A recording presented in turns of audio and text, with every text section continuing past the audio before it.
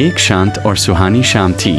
सूरज धीरे धीरे ढल रहा था और आसमान सुनहरी रोशनी से भर गया था।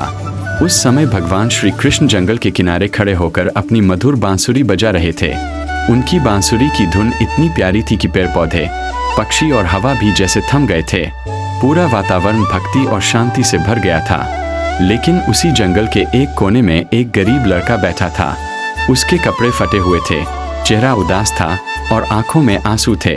वह धीरे धीरे खुद से कह रहा था, मेरे पास कुछ भी नहीं है, न घर, न खाना, न कोई दोस्त, मैं बिल्कुल अकेला हूँ।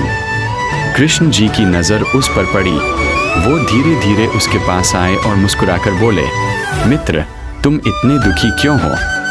लड़के ने आंसू पोंछते हुए कहा, मेरे पास कुछ नहीं है, कोई मेरा नहीं है, मैं अकेला हूँ।